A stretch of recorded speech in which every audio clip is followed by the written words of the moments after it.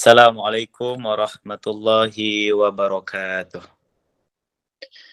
Alhamdulillahil malikil haqqil mubin alladzi habana bil imani wal yaqin. Allahumma salli ala sayyidina Muhammad wa ala alihi washabbihi ajma'in.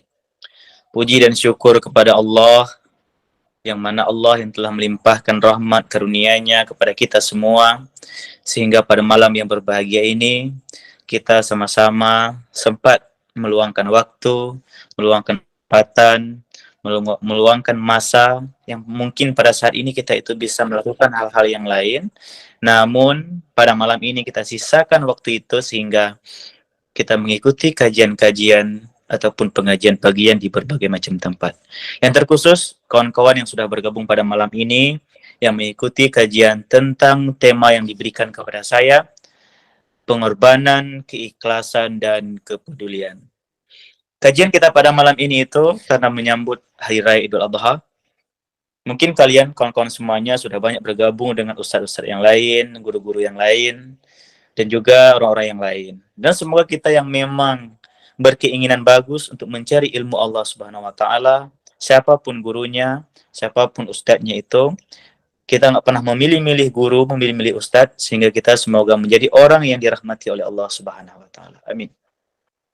Kemudian salawat dan salam kepada baginda Rasulullah Sallallahu Alaihi Wasallam, karena berkat perjuangan beliau kita sama-sama mengenal yang mana hak dan yang mana yang batil, yang mana yang bagus, yang mana yang salah, yang mana kebenaran, yang mana kejahatan. Kemudian kemuliaan ketakziman dari saya kepada wabil khusus kepada ulama-ulama kita yang ada di negara ini, di Indonesia ini. Kemudian juga ulama-ulama yang lain yang ada di pelosok negeri yang tidak kita lupakan satu persatu. Kemudian yang saya muliakan juga ustadz-ustadz, para kiai, gus, habaib yang mengajar, khususnya di dalam grup yang sedang kita bergabung ini. Kemuliaan saya itu juga kepada kawan-kawan yang sudah bergabung pada malam ini, yang sudah meluangkan waktunya pada malam ini, yang saya muliakan juga dimuliakan oleh Allah Subhanahu wa Ta'ala. Pada malam ini kita ingin membahas mengenai tentang pengorbanan, keikhlasan, dan juga kepedulian. Kita mulai dari yang pertama. Ada yang namanya itu pengorbanan. Pengorbanan ini, kawan-kawan semuanya, biasanya kita lakukan sebuah pengorbanan ketika seseorang itu berjasa kepada kita. Kita mau berkorban kepada orang tua kita, apapun yang mereka minta, apapun yang mereka lakukan, kita mau berkorban. Kenapa? Karena mereka itu sudah bersusah payah ibunda kita, sehingga kita terlahir di atas permukaan bumi ini. Kita mau berkorban untuk pasangan kita. Kita mau berkorban untuk suami kita ataupun istri kita. Kenapa? Karena dia sudah menerima kita apa adanya. Karena dia itu sudah menerima kita dengan setulus hatinya. Makanya kita terima dia itu apa adanya. Kita berkorban untuk dia. Karena dia sudah memberikan hatinya kepada kita. Sesuatu pengorbanan dilandaskan dengan adanya susah payah, dengan adanya sebuah pemberian. Sekarang, mungkin manusia, mungkin istri kita ataupun suami kita, dia cuma memberikan sesuatu hal yang kecil kepada kita. Nah, di balik pemberian dia yang kecil itu, kita sudah berkorban mati-matian untuk betul-betul bersama dia. Nah, Allah Subhanahu wa Ta'ala sudah memberikan luar biasa banyaknya diberikan kepada kita. Allah berikan kesehatan, Allah berikan bentuk kita yang sempurna ini. Seandainya Allah cabutkan salah satu kenikmatan yang ada pada kita, Allah cabutkan satu penglihatan mata kita, nggak bisa melihat satu sebelah mata ini, kita akan merasa, kita akan tertutup sebelah dunia daripada kita. Kemudian kalau seandainya Allah cabut kenikmatan, lezatnya makanan yang bisa kita cicipi, nah pada saat itu kita nggak bisa memakan apa-apa, kita nggak selera apa-apa, itu kalau Allah cabut. Sekarang Allah berikan semuanya sama kita. Allah berikan hidung, Allah berikan mata, Allah ciptakan bentuk seseorang yang sempurna mungkin. Kemudian Allah berikan juga lagi rezeki, semua Allah berikan kepada kita. Sekarang mari kita renungkan, apa pengorbanan kita yang sudah kita balas atas sesuatu yang sudah Allah berikan kepada kita. Coba sekarang kita pikirkan, apa yang sudah kita lakukan, apa yang sudah kita korbankan, apa yang sudah kita luangkan untuk membalas apa sesuatu yang sudah Allah berikan kepada kita. Tadi, seorang pasangan sekarang, ketika seseorang itu memberikan hatinya kepada seorang laki-laki, memberikan hatinya kepada seseorang perempuan, ataupun perempuan memberi hatinya, membukakan hatinya kepada seseorang laki-laki. Sang laki-laki ini akan berkorban mati-matian, apapun akan dia lakukan, dia bekerja mati-matian untuk mendapatkan perempuan itu. Itu cuman yang diberikan oleh perempuan itu perasaan hatinya. Nah, sekarang Allah Subhanahu wa taala bukan hanya perasaan itu yang dia berikan kepada kita. Allah ciptakan hati, Allah ciptakan tubuh kita. Sekarang, apa yang sudah kita korbankan kepada Tuhan? Apa yang sudah kita turuti apa yang Allah perintahkan? Allah tidak meminta lebih kepada kita. Allah tidak meminta berlebihan sesuatu kepada kita. Namun Allah itu meminta kepada kita mau mematuhi segala perintahnya dan taat atas apa yang sudah diperintahkan. Allah memerintahkan kita untuk salat, kita memakai jilbab, kita menutup aurat, kita melaksanakan amal ma'ruf nahi munkar. Itu yang Allah mau. Apakah kita sudah menjamin? Apakah kita sudah mendapatkan semua itu? Apakah kita sudah melakukan semua yang Allah perintahkan itu? Kalau belum, berarti kita belum berkorban kepada Allah Subhanahu wa taala. Mari kita sekarang berkorban kepada agama kita ini, agama Islam. Karena agama Islam merupakan agama yang paling hak, agama yang paling benar. Maka dari itu, siapkan mental kita, berikan luangan waktu kita. Seperti kawan-kawan yang pada malam ini yang sudah bergabung. Mereka itu merelakan. Mereka itu rela untuk meluangkan waktunya. Mereka mengkorbankan waktunya. Untuk apa dia korbankan waktunya itu? Untuk supaya bisa mencari ridha Allah. Dengan apa dia mencari ridha Allah? Dengan cara belajar ilmu agama. Dia mendengar kajian-kajian ilmu, baik daripada suatu ustaz ataupun ustaz-ustaz yang lain, ataupun dari guru-guru yang lain.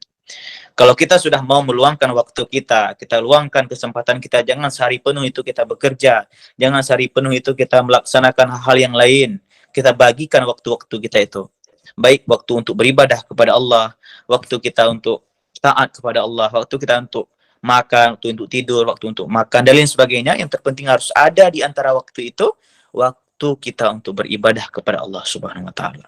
Kalau sudah kita sisihkan waktu untuk berkorban, untuk beribadah kepada Allah, berarti kita sudah termasuk orang yang mau berkorban di jalan agama yang benar. Itu yang pertama. Kemudian yang kedua, di balik kita sudah berkorban, kita menyisakan waktu kita rela hidup kita seperti ini, atas nama kita itu sudah menerima takdir Allah Subhanahu wa taala. Berarti kita sudah berkorban. Waktu kita, pemberian Allah kepada kita sudah kita korbankan, kita balas untuk Allah Subhanahu wa taala. Minimal kita sudah melaksanakan amal ma'ruf dan juga nahi mungkar.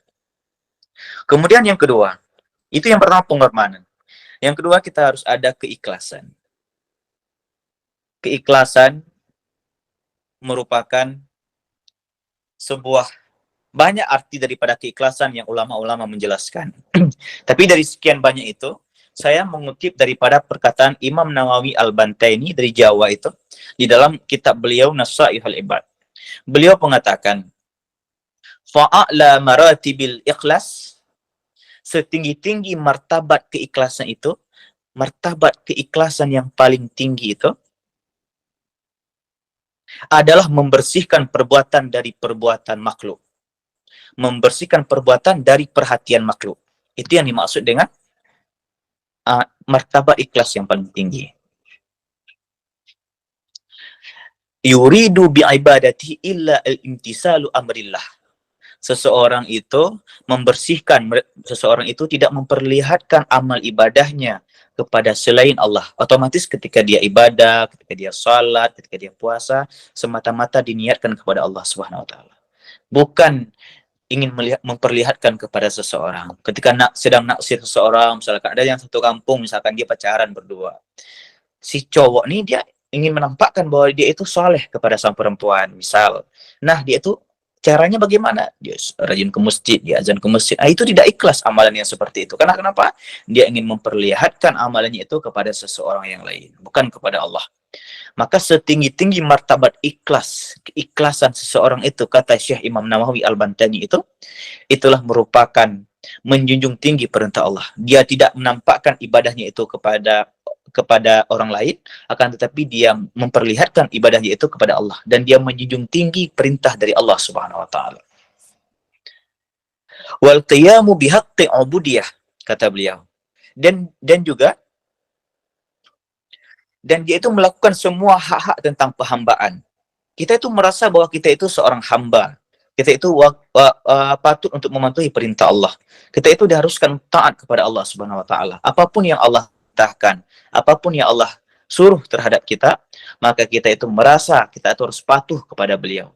Kalau seperti itu, kita sudah termasuk orang yang ikhlas atas apa yang Allah takdirkan. Duna iqbalin nasi alaihi bil mahabbah. Bukan kita itu menghadapkan ataupun memperlihatkan amal ibadah kita, sedekah kita, kelakuan kita kepada manusia. Bil mahabbah, karena kecintaan, supaya dicintai sama orang, supaya dipuji-puji sama orang, wasanai, dan juga pujian. Si Ustadz inilah yang paling rajin ke masjid, dialah yang paling rajin salat ke masjid, dialah yang paling sering beribadah kepada Allah. Kalau itu yang ada terbenam di dalam hati kita, kita bukan termasuk orang yang ikhlas. Dan juga wal mali, kita itu beramal kepada Allah Subhanahu wa taala, kita itu beribadah kepada Allah bukan semata-mata karena Allah, tapi karena wal mali, karena harta yang kita kejar. Itu juga salah. Wa nahwi dzalik, dan seumpama demikian. Yang maksud daripada seumpama demikian, apapun yang kita lakukan yang masih ada sangkut paut kita itu, kita ingin menampakkan kepada apapun selain Allah, ingin menampakkan sama mertua, ingin menampakkan sama calon istri, ingin menampakkan sama siapa? Pokoknya sama siapapun selain kepada Allah, itu belum termasuk orang yang mempunyai martabat yang tinggi. Orang yang mempunyai martabat yang tinggi di sisi Allah, keikhlasan. Fa'alal maratibil ikhlas, setinggi-tinggi martabat ikhlas itu, kata beliau, orang yang memang ketika dia beramal, dia menampakkan, dia memperjelaskan, dia berniatkan amalannya itu khusus kepada Allah Subhanahu wa taala. Ini martabat yang paling tinggi. Kemudian ada martabat yang kedua. Ada tipikal mungkin kita nggak sanggup untuk mencapai martabat yang nomor satu itu. Setidaknya kita masuk di dalam martabat nomor dua. Kemudian ada martabat as-saniyah. Martabat yang kedua, kata beliau, ayya'malallah. Seseorang itu beramal kepada Allah supaya Allah itu memberikan kepada dia sebuah bagian-bagian nantinya di dalam akhirat. Contoh, seperti dia itu terlepas daripada api neraka. Dia beribadah kepada Allah, dia sholat kepada Allah, dia puasa kepada Allah, dia melakukan semua perintah Allah karena dia harapkan ada balasan nantinya dari Allah. Contoh balasannya itu seperti dia terbebaskan daripada api neraka, dan juga terbebas daripada wa'idkhalihi, dan dia itu terbebas daripada dimasukkan ke dalam neraka Allah Subhanahu wa taala. Dia mau beramal gara-gara takut neraka. Dia mau beramal karena takut disiksa nanti di yaumil qiyamah. Itu tipikal ikhlas yang kedua. Orang ikhlas bukan semata-mata karena Allah. Dia ikhlas karena takut atas azab-azabnya Allah. Karena takut daripada dimasukkan ke dalam neraka, ataupun takut akan disiksa pada hari kiamat. Kemudian wa idkhalihil jannah, dan dia itu ingin supaya dimasukkan oleh Allah, dia itu ke dalam surganya Allah Subhanahu wa taala. Dia beribadah supaya tidak dimasukkan ke dalam neraka, dan supaya dimasukkan ke dalam surganya Allah Subhanahu wa taala. Dan juga dia itu bisa menikmati semua yang ada di dalam surganya nanti. Itu tipikal ikhlas yang kedua. Tipikal ikhlas yang pertama, dia beribadah, amalan ibadahnya itu semata-mata diniatkan kepada Allah. Urusan balasan dia nggak pernah memikirkan soal itu. Yang balas semuanya urusan Allah. Urusan dia itu cuma beribadah khusus niatkan kepada Allah Subhanahu wa taala. Itu orang yang pertama. Itu martabat ikhlas yang pertama. Kalau martabat ikhlas yang kedua, dia beribadah, namun ibadahnya itu dia takut dimasukkan ke dalam neraka, dan dia mau dengan dia beribadah itu dia bisa dimasukkan ke dalam surganya Allah. Dia ada maunya. Ini tipikal yang kedua. Ada juga martabat yang ketiga, martabat as-salisah, martabat tipikal yang ketiga, orang yang ikhlas model yang ketiga. Ikhlas yang ketiga ini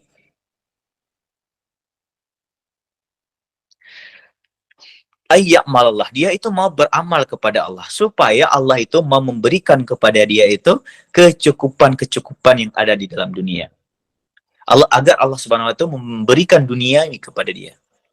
Contoh seperti kelapangan tausi'ah rizki, seperti dia itu lapangnya rizki, diberikan keluasan kepada rizki, itu yang pertama. Dan juga terhindar daripada hal-hal yang menyakitkan, terhindar dari sesuatu yang bahaya. Dia beramal kepada Allah, niatnya itu bukan semata-mata karena Allah, tapi niatnya itu supaya diluaskan, dilapangkan rezeki oleh Allah. Kemudian juga niatnya itu supaya terhindar daripada mala bencana yang Allah berikan. Itu niatnya. Ini orang yang ketiga. Sekarang bisa kita renungkan masing-masing. Apakah kita sekarang yang sholat kepada Allah, kita puasa, kita sholat tahajud, kita semua melakukan perintah Allah, di mana posisi kita sekarang? Apakah kita termasuk di dalam tipikal orang yang pertama, orang yang beribadah kepada Allah, namun memang betul-betul karena Allah, itu orang yang pertama. Orang yang kedua, dia beribadah, tapi karena dia itu takut ke dalam dimasukkan ke dalam neraka, dan dia itu berharap supaya dimasukkan ke dalam surganya Allah. Atau kita termasuk ikhlas tipikal yang ketiga. Tipikal yang ketiga, kita beribadah kepada Allah, kita beramal kepada Allah, karena supaya Allah balas dengan kelapangan rezeki ataupun mudahnya rezeki kita hidup di dalam dunia, dan juga supaya Allah balaskan kita itu terhindar daripada bencana-bencana, bala-bala dan lain sebagainya. Itu tipikal yang ketiga. Boleh kau renungkan, kira-kira saya di posisi mana ya? Apa di posisi pertama, atau di posisi kedua, ataupun di posisi yang ketiga? Yang saya rasakan itu mungkin kalau kita ingin mencapai di posisi yang pertama itu agak susah. Itu bukan tipikal orang yang seperti kita, yang mampu kita niatkan khusus kepada Allah Subhanahu wa taala. Itu susah. Kemudian kawan-kawan yang saya muliakan, malahan disebutkan oleh di dalam kitab Tanbihul Ghafilin itu, pengarang daripada Syekh Abdul As-Samarqandi, beliau malahan menyebutkan di dalam kitab Tanbihul Ghafilin, karangan beliau. Pada suatu masa, di sana ada disebutkan sebuah hadis Nabi, yang mana pada suatu ketika, malaikat mengangkat amalan-amalan seorang hamba. Pada saat malaikat mengangkat amalan seorang hamba itu, yang malaikat sendiri sudah meyakinkan, malaikat sendiri sudah malaikat itu menganggap banyak amalan seorang hamba ini. Dan malaikat itu menganggap bersih amalan seseorang ini. Dia ikhlas sekali, dia banyak sekali amalannya. Malaikat sudah mengklaim ada orang yang seperti itu. Nah, kemudian Allah Subhanahu wa taala mewahyukan kepada malaikat itu. Innakum, kalian itu hai para malaikat, kalian itu memelihara di atas amalan hambaku. Akan tetapi aku yang melihat bagaimana perbuatan daripada hambaku itu. Ada seorang hamba yang banyak sekali dia beribadah kepada Allah, dia beramal kepada Allah, dia taat kepada Allah, yang malaikat sendiri sudah mengklaim bahwa dia itu sudah banyak sekali beribadah kepada Allah. Dan juga dia itu sudah dianggap amalannya itu paling bersih oleh para malaikat. Namun Allah berkata lain. Apa yang Allah katakan? Boleh kalian para malaikat melihat dia itu seperti itu. Namun, inna abdi hadza, hambaku yang ini, yang kau anggap sudah bagus ini, kata Allah, dia itu beramal tidak ikhlas bagiku, kata Allah. Dia itu beramal tidak ikhlas bagiku. Maka orang yang seperti itu, kata Allah, masukkan dia itu ke dalam nerakanya Allah Subhanahu wa taala. Jadi ketika kita sekarang sudah banyak beramal kepada Allah, kita banyak beribadah kepada Allah tanpa didasari dengan keikhlasan, hati-hati kawan-kawan saya sekalian, kita akan dimasukkan ke dalam nerakanya Allah Subhanahu wa taala. Kemudian ada tipe kali yang kedua, yang mana malaikat menganggap sedikit amalan dia itu. Mungkin amalan-amalan kita ya, orang-orang seperti kita yang memang amalan kita itu masih minim, masih sedikit. Malaikat sendiri mengklaim bahwa amalan kita itu minim sekali, tipis sekali amalan kita. Namun, malaikat itu menganggap, menganggap remeh ataupun mengecilkan amalan kita itu. Memang paling sedikit amalan kita. Sehingga Allah berkata kepada malaikat yang seperti itu, wahai malaikat, saya yang melihat bagaimana perbuatan ma fi nafsi, bagaimana tentang yang ada di dalam dirinya hamba saya itu. Saya yang melihat bagaimana perbuatan dia itu. Inna abdi hadza, hambaku yang ini, kata Allah, dia yang ikhlas beribadah kepadaku. Maka masukkan dia itu ke dalam surganya Allah Subhanahu wa taala. Orang sedikit amalan dengan dilandaskan dengan ikhlas, maka Allah jamin dia itu akan dimasukkan ke dalam surganya Allah. Orang yang banyak amalan, kalau dia tidak ikhlas di dalam beramal, siap-siap neraka jahanam tempatnya, kawan-kawan sekalian. Kemudian di sana dibuatkan sebuah dalil tentang orang yang sedikit amalan tapi dimasukkan ke dalam surga.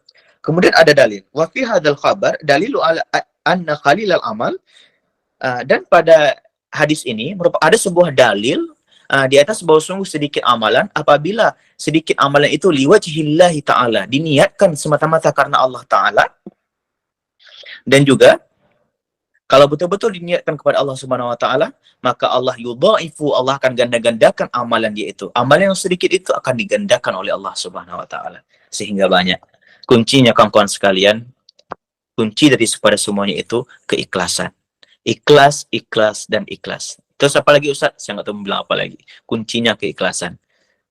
Jangankan kita menganggap, jangankan ada kawan kita yang berkata, wow, kamu itu udah banyak kali ya amalannya, udah banyak sering salat tahajud, sering puasa sunnah, sering salat malam, salat wajib nggak bolong-bolong, hebat kali kamu. Nah, misalkan dibilang sama kawan kita seperti itu, kita jangan bangga kawan-kawan sekalian. Malaikat juga pernah berkata seperti itu kepada malaikat juga pernah menganggap seperti itu kepada seseorang. Namun apa yang malaikat anggap itu belum tentu sesuai seperti ada yang tertulis, seperti sesuatu yang dilihat oleh Allah Subhanahu wa taala. Maka jangan kita itu berbangga ketika dipuji sama manusia. Kita itu jangan merasa hebat ketika ada seseorang yang menganggap kita itu luar biasa tentang amalan. Kita itu jangan menganggap kita itu luar biasa sebelum karena yang sebenar-benarnya itu yang tertulis ataupun yang diungkapkan oleh Allah Subhanahu wa taala. Bagaimana yang diungkapkan tadi? Kuncinya keikhlasan. Apapun, sekecil apapun amalan kita, seremeh apapun amalan kita kalau dibandingkan dengan amalan kawan-kawan kita, caranya harus ada keikhlasan di dalam hati kita. Ikhlas. Makanya ada tema pada malam ini kan, pengorbanan. Setelah kita berkorban, kemudian dilandasi dengan keikhlasan. Seperti kita kembali kepada hal yang pertama. Yang pertama tadi ada yang mengenai tentang pengorbanan. Setelah kita korbankan waktu kita. Nah, seperti ikut kajian nih. Kita belajar, kita ikut kajian. Kalian ikut kajian tiap malam. Sudah kalian korbankan waktu kalian. Sudah kalian korbankan kesempatan kalian untuk menyisakan waktu untuk bisa belajar ilmu agama. Setelah kita belajar, setelah kita korbankan waktu kita, setelah itu ada pula dilandasi dengan keikhlasan. Kalau tidak dilandasi dengan keikhlasan, pengorbanan kita ini sia-sia. Amalan yang kita lakukan itu sia-sia. Harus dilandaskan dengan keikhlasan. Setelah ada pengorbanan, kemudian kita tambah dengan keikhlasan. Setelah kita tambah dengan keikhlasan, baru kita tutup baru kita tutup dengan kepedulian. Kalau kita diri sudah baik, kita sudah mau ikhlas, kita sudah bisa taat kepada Allah, yang terakhir kita tutup dengan kepedulian. Kita nggak boleh cuma diri kita yang beramal kepada Allah. Kita nggak boleh cuma kita yang taat kepada Allah. Harus ada juga orang lain, orang yang di sekeliling kita. Ada pernah dahulu itu orang dia tidak diterima oleh Allah, dia termasuk orang yang tidak diridhai oleh Allah, padahal dia sudah beribadah kepada Allah. Ketika ditanya apa alasan dia itu tidak menjadi orang yang taat kepada Allah, yang beribadah kepada Allah, ataupun orang yang diridhai oleh Allah. Karena dia itu membiarkan orang yang ada di sekeliling dia itu untuk dibiarkan telantar. Yang beribadah cuma dia aja. Kawan-kawan itu dibiarkan. Itu bahaya.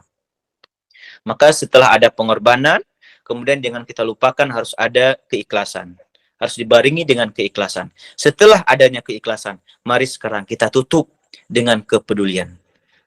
Khairun nas anfa'uhum linnas. Sebaik-baik manusia itu, dia yang mau memberi manfaat. Dia itu yang bisa memberi manfaat kepada orang lain. Khairun nas anfa'uhum linnas. Siapa orang yang paling baik yang ada di dunia ini? Siapa orang yang paling bermanfaat? Dialah seseorang yang bisa memberi manfaat kepada orang lain. Ketika kita sudah salat, mari ajak kawan kita salat. Ketika kita sudah berusaha untuk menutup aurat, mari kita ajak kawan-kawan kita untuk juga menutup aurat. Ketika kita sudah ikut kajian, mau belajar agama, mari ajak adik-adik kita, keluarga-keluarga kita, saudara-saudara kita juga untuk ikut kajian. Kalau sudah kita mau mengajak mereka, berarti kita sudah termasuk orang yang peduli. Yang pertama kita tanamkan tadi, pengorbanan, kemudian keikhlasan, yang terakhir kepedulian. Itu yang paling penting.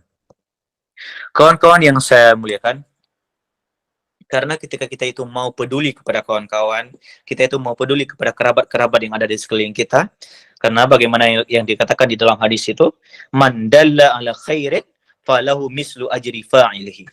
Siapa yang mau mengajak, siapa yang mau menunjuki kepada sebuah kebaikan, kita ajak orang untuk ikut kajian, ataupun kita ajak orang untuk menutup aurat, kita ajak orang itu untuk melaksanakan perintah, untuk salat, untuk puasa dan lain sebagainya. Kita larang orang itu untuk berbuat sebuah kesalahan, nggak boleh pacaran dan lain sebagainya. Orang yang mau menunjuki kepada sebuah kebaikan, falahu mislu ajri fa'ilihi, kata Nabi. Orang yang mau berbuat sedemikian, dia itu akan mendapatkan pahala seperti orang itu. Maka jangan kita sia-siakan kesempatan. Sekarang mari kita renungkan. Saya sekarang berada di tahap mana? Apakah tahap kita masih di tahap pengorbanan?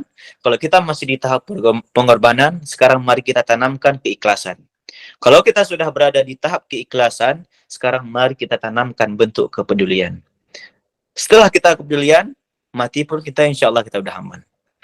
Kalau ketiga-tiganya belum ada tertanam di dalam diri kita, kita belum ada pengorbanan, kita masih belum ada keikhlasan atau apalagi kepedulian, maka yang kita mulai dulu dengan pengorbanan. Mari kita korbankan waktu kita untuk Allah. Mari kita korbankan waktu kita untuk beribadah kepada Allah. Itu yang pertama. Setelah itu baru harus ada keikhlasan. Setelah ada keikhlasan, baru kita tutup dengan kepedulian. Ada sesuatu saat itu ditanya kepada Rasulullah SAW, ya Rasulullah, man khairun nas, kata seseorang itu. Siapa sebaik-baik manusia itu, wahai Rasulullah? Qala man tala umuruhu wa hasuna amaluhu. Orang yang paling bagus itu dia yang panjang umurnya. Yang panjang umur maksudnya ilmunya itu bermanfaat kepada semua orang. Itu orang yang paling bagus. Dan juga yang bagus amalannya. Bagaimana bagus amalan? Kita kembali ke dalam bab ikhlas. Orang baru dianggap dia itu bagus amalan ketika dia beramal dengan ikhlas kepada Allah Subhanahu wa taala. Karena seperti yang kita katakan tadi, amalan seseorang walaupun banyak, kalau tidak dilandasi dengan keikhlasan di dalam hatinya, maka kita termasuk orang yang rugi beramal kepada Allah. Nah, di balik, oh Ustaz, saya ketika beramal saya sudah ada keikhlasan dalam hati saya, Ustaz. Kalau sudah ada keikhlasan di dalam hati kita, coba sekarang kita renungkan posisi keikhlasan kita itu, apakah di posisi pertama menurut Imam Nawawi tadi, atau posisi keikhlasan kita itu di tahap yang kedua, atau posisi keikhlasan kita itu di tahap yang ketiga. Karena kita ikhlas karena menganggapkan pemberian Allah yang ada di atas dunia ini. Saya rasa cukup sekian dapat saya sampaikan. Semoga ada manfaat kepada kawan-kawan semuanya. Jangan lupa untuk mengikut kajian dimanapun dan kapanpun waktunya, malam apapun.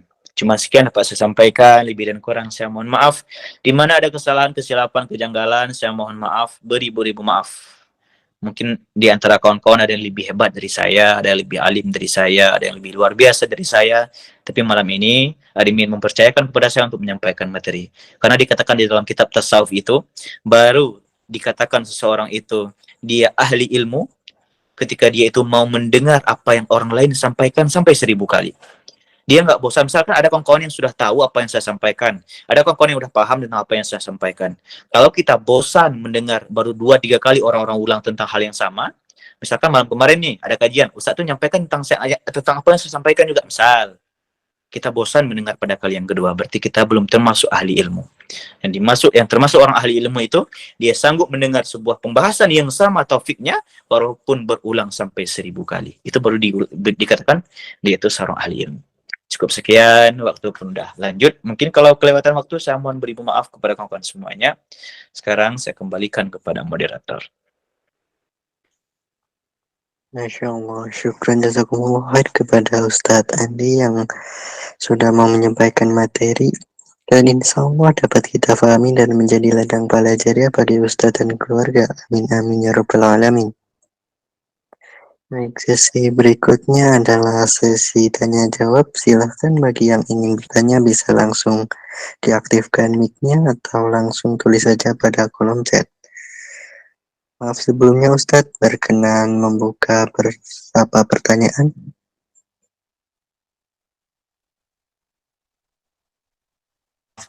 Mohon maaf, mikrofonnya dimatikan. Biasanya saya itu nggak pernah membatasi soal pertanyaan. Itu nggak ada hak dari saya, itu hak dari admin. Admin yang ada hak membatasi berapa pertanyaan, ataupun sistemnya itu hak admin. Itu hak moderator pada malam ini yang memegang kendali tentang kajian kita. Saya nuruti aja bagaimana kehendak Kak moderator. Baik, kita ambil 3 pertanyaan saja ya Ustaz. Ya, boleh. Silakan. Untuk pertanyaan pertama izin membacakannya ya Ustaz. Ya, baik. Assalamualaikum warahmatullahi wabarakatuh. Afwan Ustaz, Ana ingin bertanya. Apakah boleh kita sholat hanya bertujuan untuk menunaikan kewajiban kita? Syukron Ustaz. Ya, baik. Kak Samudra Al-Fatir. Pertanyaan itu, apakah boleh kita sholat hanya bertujuan untuk menunaikan kewajiban Ustaz, kewajiban kita? Ketika kita beribadah kepada Allah, kita sholat kepada Allah. Kalau kita merasa bahwa kita itu sudah, kenapa kita sholat? Karena mewajibkan, menunaikan kewajiban atas yang Allah perintahkan. Berarti kalau kita menganggap itu, kita sudah termasuk orang yang memperbuat amal ma'ruf. Kenapa? Karena kita sudah menuruti apa yang Allah perintahkan. Yang jangan, yang dilarang itu, Kak Samudra Al-Fatir, kita sholat. Namun tujuan kita itu, misalkan ini baru menikah, biasa orang banyak ya, saya lihat sekarang, dia baru menikah tuh. Kalau dia baru menikah, cowoknya rajin kali ke masjid. Entah kenapa, entah dia takut sama menantunya, entah dia takut sama apa, pokoknya rajin kali ke masjid. Ketika baru menikah itu, orang ramai kali rajin ke masjid. Itu kenapa dia ke masjid? Kenapa dia sholat di masjid? Karena dia itu takut sama menantunya, ataupun lain sebagainya. Bukan semata-mata karena Allah, itu berbahaya. Kemudian, kalau kita memang kita sholat, kita niatkan, karena saya itu memang diperintahkan oleh Allah, kewajiban saya untuk sholat, itu sudah luar biasa, itu sudah mantap. Yang jangan itu, niat kita itu sholat menampakkan sama orang lain, ataupun bertujuan selain kepada Allah. Karena memang sholat itu sebuah kewajiban. Seperti itu Kak Samudra Al-Fatir. Ke pertanyaan selanjutnya, Ustadz. Ya. Assalamualaikum warahmatullahi wabarakatuh, Ustadz. Ana izin bertanya. Ya Ustadz, ada dua pertanyaannya. Satu, gimana caranya agar kita belajar untuk ikhlas dengan semua hal yang Allah kasih tapi itu nggak sesuai yang kita mau, Ustadz. Yang kedua, menyibak hikmah di balik pengorbanan, keikhlasan, dan kepedulian dalam kehidupan sehari-hari itu gimana, Ustadz? Ya baik. Ya baik, Ustadz. saya jawab pertanyaan dari Kak Abdillah Salsabila. Secara kita itu menganggap ikhlas, belajar untuk ikhlas dengan semua yang Allah kasih, tapi itu nggak sesuai dengan yang kita mau, Ustaz. Caranya itu mudah. Kunci pertama supaya kita ikhlas atas semua yang Allah berikan kepada kita, kuncinya itu bersyukur. Kalau sudah kita tanamkan di dalam hati kita rasa bersyukur,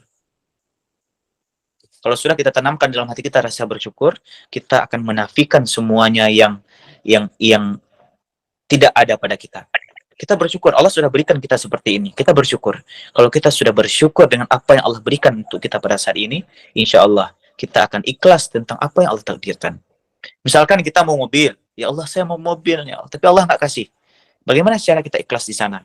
Kalaulah Allah kasih saya mobil, pasti sebuah musibah untuk saya. Tabraklah, inilah, pasti saya mati terus. Nggak bisa beribadah kepada Allah. Itu cara kita itu untuk ikhlas atas apa yang Allah berikan. Coba sekarang, yang nggak ada pada kita itu, coba kita pikirkan yang aneh-aneh. Ya Allah, saya ingin sekali ada pesawat pribadi, ya Allah, misal. Itu yang kita inginkan. Tapi Allah nggak memberikan kita pesawat pribadi. Allah berikan kita sekedar motor, mobil, dan lain sebagainya. Kalau kita nggak puas, karena kita memang mau sekali pesawat pribadi itu, tapi nggak pernah kita gapai, cara kita ikhlas bagaimana? Cara kita ikhlas, kalaulah mungkin ya Allah berikan pesawat pribadi sama saya, mungkin pas pertama kalinya saya naik pesawat itu meledak, mampus saya gitu. Nah coba kita renungkan yang seperti itu, pasti ya udahlah, nggak usah lah ada pesawat pribadi, mending ada motor aja, kalaupun jatuh nggak pun sampai meninggal. Nah gitu, itu yang pertama. Cara kita ikhlas itu dengan cara kita menerima apapun yang sudah Allah berikan, itu yang pertama. Kemudian yang kedua, menyimak tentang hikmah di balik pengorbanan, keikhlasan, dan kepedulian dalam kehidupan sehari-hari gimana. Untuk kita tanamkan pengorbanan, keikhlasan, kepedulian dalam kehidupan sehari-hari itu, jawabannya ada di penjelasan saya dari awal sampai akhir. Begitu Kak Akila Salsabila. Untuk kita tanamkan di dalam kehidupan kita sehari-hari, kita harus berkorban. Seperti yang sudah saya jelaskan tadi. Harus kita berkorban dulu, kita korbankan waktu kita, kesempatan kita untuk beribadah kepada Allah. Setelah kita mau berkorban, kemudian kita mendapatkan sebuah keikhlasan. Kita harus ikhlas di dalam beramal kepada Allah. Setelah bisa kita tanamkan keikhlasan yang ada di dalam diri kita, setelah itu baru kita tanamkan di dalam hati kita untuk bisa peduli kepada sesama kita. Kalau sudah kita lakukan itu, maka hikmah yang akan kita dapat, pastinya kita akan mendapatkan ridha Allah Subhanahu wa taala. Kalau kita sudah mendapatkan ridha Allah, pastinya kita akan dimasukkan ke dalam surganya Allah. Karena kita masuk surga itu bukan dengan salat, kita masuk surga bukan dengan berpuasa, kita masuk surga bukan dengan amal-amal ibadah, tapi kita masuk surga dengan ridhanya Allah Subhanahu wa taala. Hah? Dengan ridha, Ustaz? Jadi di mana kita dapatkan ridha Allah itu? Ridha Allah itu terdapat di perintah-perintah Allah. Dengan kita melaksanakan perbuatan-perbuatan yang Allah perintahkan, kita tinggal semua yang Allah larang, maka dengan itu kita bisa mendapatkan ridhanya Allah. Dan dengan ridhanya Allah, kita bisa masuk ke dalam surganya Allah Subhanahu wa taala. Seperti itu, Kak. Akhila salsabila. Ke pertanyaan terakhir ya Ustadz. Ya. Assalamualaikum warahmatullahi wabarakatuh Ustadz. Bagaimana kita tahu bahwa kita sudah ikhlas? Oh, mungkin seperti tadi ya, keikhlasan itu yang paling tahu, yang paling memahami itu Allah Subhanahu wa taala. Sekarang seperti ini. Minimal baru bisa kita anggap diri kita itu beramal dengan ikhlas ketika kita itu beramal, kita nggak meniatkan hati kita kepada apapun. Kita salat, kita teringat ini perintah Allah. Seperti pertanyaan pertama tadi, ini perintah Allah. Saya salat memang karena Allah. Kemudian ada puasa, saya puasa karena Allah, bukan karena dilarang, dipaksa sama orang tua, bukan karena disuruh sama pacar, bukan karena disuruh sama istri, bukan karena, tapi karena capek, betul-betul karena Allah. Kalau kita sudah beribadah, kita sudah melaksanakan semuanya, memang nggak ada niat kita untuk selain Allah, memang nggak ada niat untuk apapun, memang betul-betul karena perintah Allah. Ini anjuran yang Allah perintahkan supaya masuk dalam surganya Allah. Nah, di balik itu, kalau sudah kita tanamkan niat seperti itu, kita sudah termasuk orang yang berbuat keikhlasan. Nah, hati-hati. Dan malahan kalau seperti itu kita niatkan, kita termasuk tipikal orang ikhlas nomor 1. Karena kenapa? Dia ikhlas betul-betul karena Allah. Ada juga dia sudah merasa ikhlas, ya ikhlas betul-betul karena Allah. Kenapa ikhlas karena Allah? Supaya tidak dimasukkan ke dalam neraka, supaya dimasukkan ke dalam surga. Itu ikhlas tipikal orang yang kedua. Ada juga orang ikhlas. Kamu kenapa sholat? Kamu kenapa puasa? Kamu kenapa melakukan amal ma'ruf nahi mungkar? Saya melakukan semua itu karena saya melakukan semua itu karena untuk beribadah kepada Allah. Dan Allah pasti akan membalas semua itu di dalam dunia ini. Dengan cara Allah berikan rezeki kepada saya kalau saya sudah ikhlas kepada Allah. Dan juga supaya Allah itu memberikan kelapangan rezeki kepada saya. Dan Allah itu bisa memberikan, menjauhkan saya dari bala-bala bencana semuanya. Itu tipikal ikhlas yang ketiga. Maka bisa kita renungkan sekarang, kita berada ikhlas di posisi yang mana. Kalau kita memang betul-betul sudah beribadah kepada Allah, tapi dikarenakan kita takut masuk ke dalam neraka, maka itu belum sempurna keikhlasan kita. Seperti itu. Semua paham ya? Dah, Kak Moderator? Masya Allah, syukran jazakumullah khair kepada Ustadz Andi yang sudah mau menjawab semua pertanyaan dari member. Iya. Dan Allah, apa yang Ustadz sampaikan dapat kita fahami dan menjadi ladang balajaria bagi Ustadz dan keluarga. Amin, amin, ya rabbal alamin. Amin. Kita telah sampai di penghujung acara. Saya selaku moderator meminta maaf jika ada salah dalam perkataan. Dan saya menyerahkan kepada Ustadz untuk menutup kajian pada malam hari ini dan memimpin doa. Jadi sebelum kita bacakan doa, pesan terakhir saya semua kawan-kawan semuanya, mari kita tanamkan di dalam diri kita, di dalam batin kita, untuk sama-sama peduli, untuk sama-sama belajar ilmu agama, dan juga ada kita tanamkan di dalam hati kita itu dengan rasa keikhlasan. Kita peduli kepada kawan-kawan kita peduli misalkan kita ada kawan kamar yang sekamar sama kita peduli kepada beliau untuk juga ikut belajar agama sama-sama kita. Kemudian kita peduli kepada kawan-kawan di sekeliling kita, keluarga kita, adik, kakak, dan lain sebagainya. Dan juga semoga dengan itu kita bisa masuk ke dalam surganya Allah Subhanahu wa taala. Kita menjadi orang yang beriman, yang benar-benarnya iman. Ini saya lihat masih banyak nih kajian-kajian untuk tentang menyambut hari raya Idul Adha. Semoga kita semua itu bisa berjumpa dengan hari raya Idul Adha. Amin. Maka dengan karena itu sudah tiba kita di ujung acara. Maka sekarang kita bacakan doa. Sebelum itu, di mana ada kesalahan saya, kekhilafan saya, itu saya mohon beribu-ribu maaf. Mungkin ini perjumpaan pertama ataupun kedua. Pertama ya. Pertama kita. Semoga kalau memang nantinya kita berjumpa lagi, insya Allah kita jumpa lagi. Tapi kalau enggak, inilah menjadi perjumpaan terakhir kita. Semoga dirahmati oleh Allah Subhanahu wa taala. Kemudian sekarang mari sama-sama kita bacakan doa supaya kita diberkahi oleh Allah Subhanahu wa taala. A'udzubillahi minasyaitonir rajim. Bismillahirrahmanirrahim. الحمد لله رب العالمين حمدا يوافي نعمه ويكافئ مزيده يا ربنا لك الحمد ولك الملك ولك الشكر كما ينبغي لجلال وجهك الكريم وعظيم سلطانك اللهم إنا نسألك رضاك والجنة ونعوذ بك من سخطك والنار اللهم إنك عفو كريم حليم تحب العفو فاعف عنا يا كريم اللهم اغفر لنا ذنوبنا ولوالدينا وارحمهما كما ربيانا صغارا ولجدنا ولجداتنا ولأستاذنا ولأستاذاتنا ولمن أحسن إلينا ولمن أحق إلينا ولمرشدنا برحمتك يا أرحم الراحمين اللهم سلمنا يا الله وسلم مجلساتنا وسلم إخواننا يا الله فإنك خير الصالمين